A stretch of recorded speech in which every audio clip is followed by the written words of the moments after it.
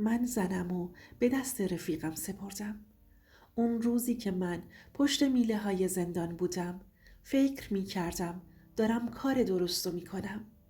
اما چیزی که نمیدونستم یه کابوسه که داره زندگی منو میخوره. اسمم حامده. 35 سالمه. الان که دارم اینو میگم نشستم روی تخت فلزی سلول شماره 12 و زل زدم به سقفی که پر از خط خطیه. هر خطش مال یه آدمه. یه آدم که فکر میکرد زندگیش قراره یه جور دیگه پیش بره. اینجا زندان شبهاش از روزهاش شلوغ‌تره. نه به خاطر سر و صدا، به خاطر فکرایی که ولت نمی کنن. اون شبی که در این سلول پشت سرم بسته شد، نه از زندان ترسیدم، نه از حکم، نه از آینده.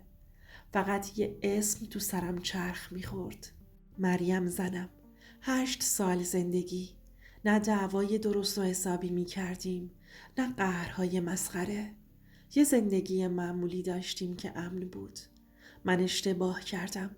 آره اشتباه. یه درگیری لعنتی، یه لحظه عصبانیت، یه مشت که نباید میخورد و حالا نتیجهش اینجاست. شب اول روی همین تخت نشستم و با خودم گفتم الان مریم چی کار میکنه؟ کی هواشو داره؟ کی پشتشه؟ خانواده خودش؟ نه، همیشه سرد بودن. خرج زندگی، قسط، حرف مردم، اینا از مشت زندانبان هم دردناکتره. وقتی مردی و نمیتونی کاری بکنی. اونجا بود که بدون فکر، بدون مکس، اسم مجید اومد تو ذهنم. رفیق 15 سالم. با هم بزرگ شدیم. با هم خندیدیم. با هم زمین خوردیم. اونی که همیشه میگفت داداش من پشتتم. اولین تماس تلفنی زندان رو که گرفتم دستام میلرزید. نه به خاطر خودم، به خاطر مریم. گفتم مجید من اینجام. مریم تنهاست. هوای زنمو داشته باش. نزار تو زندگی کم بیاره. اولش مکس کرد. بعد با یه لحن مطمئن گفت حامد مگه تو به من شک داری؟ مگه خون من از خون تو جداست؟ همونجا یه نفس راحت کشیدم.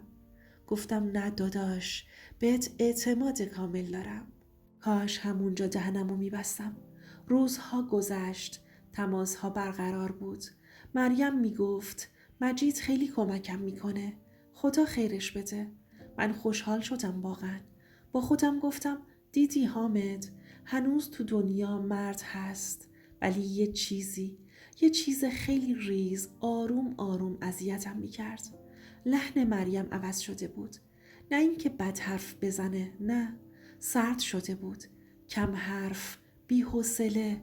یه بار تو تماس گفت امروز مجید زود اومد.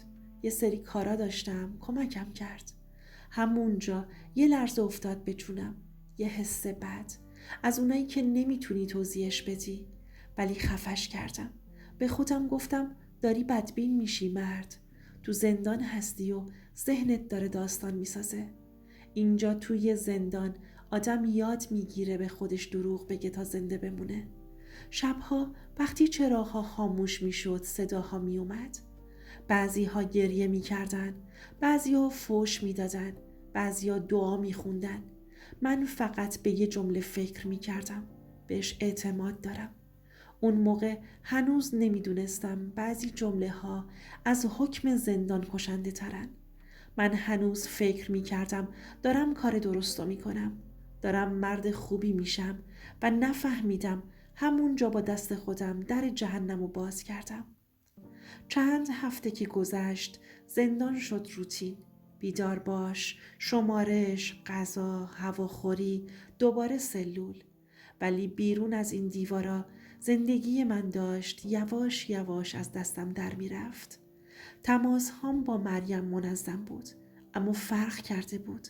نه اینکه دعوا کنیم، نه اینکه بی احترامی کنیم. سرد بود، خیلی سرد. دیگه از دلتنگی نمی گفت. دیگه نمی پرسید کی میای. بیشتر می گفت امروز مجید فلان کارو کرد. دیروز مجید کمکم کرد. خدا رو شکر که هست. اوایل خوشحال می شدم. واقعا خوشحال می شدم. با خودم می گفتم دیدی حامد، رفاقتت اشتباه نبوده. ولی یه جایی از وجودم داشت قلقلک می شد. نه حسادت بود، نه غیرت الکی. یه حس گنگ. یه بار وسط تماس گفتم مریم زیاد مزاحمش نشیا. یه مکس کرد. بعد گفت نه بابا، خودش میاد، میگه نگرانتم. همین جمله خودش میاد یه جوری تو گوشم پیچید که تا شب نتونستم آروم بگیرم. شب تو هواخوری داشتم قدم میزدم که یکی از بچه ها گفت چته؟ فکرت جای دیگه است؟ گفتم هیچی. زنم خندید. اون خنده هایی که آدمو میترسونه. گفت اینجا همه به خاطر بیرون داغونن داداش، ولی بعضیا بیشتر. اون شب برای اولین بار به خودم اجازه دادم یه سوال از خودم بپرسم. نکنه دارم اشتباه میکنم، ولی باز خفش کردم. چون مردی که تو زندانه اگه به همه چی شک کنه دیگه هیچی براش نمیمونه. چند روز بعد مریم تو تماس گفت مجید گفته اگه بخوام میتونه بیاد دنبالم ببرتم دکتر. گفتم لازم نکرده، خودت برو. یکم تند شد. حامد تو این شرایط آخه تنها هستم. همونجا خفه شدم. چی باید میگفتم؟ بگم نرو؟ بگم نکن؟ من که تو زندان بودم. شبش تا صبح به سقف زل زدم. هی تو ذهنم تصویر می ساختم و بازم خرابش می کردم. می گفتم نه مجید نامرد نیست، مریم هم زن منه. ولی حقیقت اینه آدم وقتی دور باشه ذهنش دشمنشه. یه بار دیگه تماس گرفتم با مجید. گفتم داداش همه چی اوکیه؟ مریم اذیت نمیشه؟ با خنده گفت حامد تو چرا اینجوری شدی؟ من دارم ازش مراقبت میکنم. این جمله یه لحظه آرومم کرد، ولی فقط یه لحظه. بعدش دلم گرفت.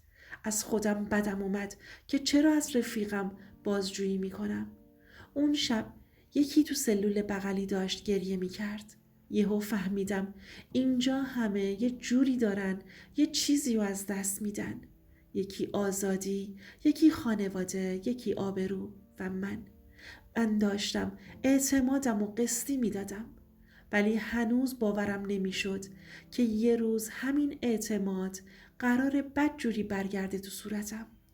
من هنوز فکر میکردم کنترل دارم و نفهمیدم که این قصه خیلی وقت پیش از دستم در رفته. زندان یه قانون نانوشته داره.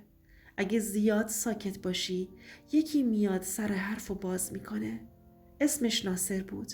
40 و چند ساله، کم حرف، با چشمایی که انگار خیلی چیزا دیده بود. اولش فقط سر هواخوری کنار هم راه میرفتیم. بی حرف. بعد کم کم سکوت هامون شکسته شد. یه شب که روی پله ها نشسته بودیم سیگارش رو نصف خاموش کرد و گفت تو چرا اینقدر تو خودتی؟ نخواستم بگم، ولی بعضی دردها وقتی تو زندانی خودشونو لو میدن. همه چی رو گفتم. از مریم، از مجید، از اعتمادی که دادم دست یکی دیگه. ناصر گوش داد. نه نصیحتم کرد نه همدردی الکی. فقط آخرش گفت میدونی اشتباهت کجا بوده؟ گفتم نه. یه مکس کرد. بعد آروم گفت اگه فکر میکنی خیانت از وقتی شروع شده که زن تنها شده اشتباه میکنی. خیانت از لحظه‌ای شروع شده که خودت گفتی بهش اعتماد دارم. اون جمله مثل پتک خورد تو سرم. خواست ادامه بده ولی من دیگه نمیشنیدم. همه چی رفت عقب. تماس‌ها، لحن سرد مریم که میگفت خودش میاد، نگرانمه. همه چی یهو معنا گرفت. ناصر ادامه داد بعضی آدم‌ها خیانت نمی‌کنن تا وقتی براشون در و باز نکنی. اون شب برای اولین بار واقعا ترسیدم. نه از زندان، از بیرون، از اینکه شاید دارم دیر میفهمم. بعدش یه جمله دیگه گفت که دیگه تیر خلاص بود. آدمی که جای خالی رو پر میکنه کم کم صاحب جا میشه. اون شب تا صبح نخوابیدم. نه به سقف نگاه کردم نه به دیوار. فقط چشمام بسته بود و مغزم صحنه میساخت. تصویرایی که دوست نداشتم ببینم. ولی دیگه نمیتونستم جلوشو بگیرم. صبح که شد برای اولین بار با خودم گفتم باید ببینم، حتما باید ببینم. ولی هنوز یه چیزی تو دلم میگفت شاید داری اشتباه میکنی و همین شاید بدترین شکنجه است. نمیذاره آروم شی، نمیذاره تصمیم بگیری. اون روز فهمیدم بعضی حرفها زندگی رو خراب نمیکنن، فقط چشمتو باز میکنن و من دیگه نمیتونستم ببندمش. مرخصی گرفتم، نه از سر امید، از سر خفگی اون شاید لعنتی. دیوونم داشت میکرد. در زندان که بسته شد پشت سرم اولین چیزی که حس کردم آزادی نبود، سنگینی بود. انگار یه چیزی منتظرم بود. تو راه خونه دستام عرق کرده بود. نه از ترس زندان، از چیزی که قرار بود ببینم یا نبینم. کل مسیر با خودم گفتم اگه اشتباه کرده باشی چی؟ اگه به زن خودت شک کرده باشی بی خودی چی؟ رسیدم دم در خونه. کلید انداختم. در که باز شد مریم یهو جا خورد. نه لبخند، نه خوشحالی، فقط یه نگاه سری و تو؟ همین. کفشامو در نیاورده بودم که صدایی از پذیرایی اومد. صدای مجید بود. زنم با لباس راحتی تو خونه بود و مجید هم اونجا بود. همون لحظه یه چیزی تو دلم نشست. نه درد بود، نه خشم، یه جور فهمیدن تلخ. مجید اومد جلو، خیلی راحت، نه معذب بود، نه غافلگیری تو چهرش دیدم. انگار حق داشت اونجا باشه. نشستم. هیچ کس حرفی نمیزد. مریم رفت چایی بیاره. مجید شروع کرد به حرف زدن. داشتم کارای قبضا رو انجام میدادم. گفتم یه سرم اینجا بزنم. سر بزنم؟ این همه راحت؟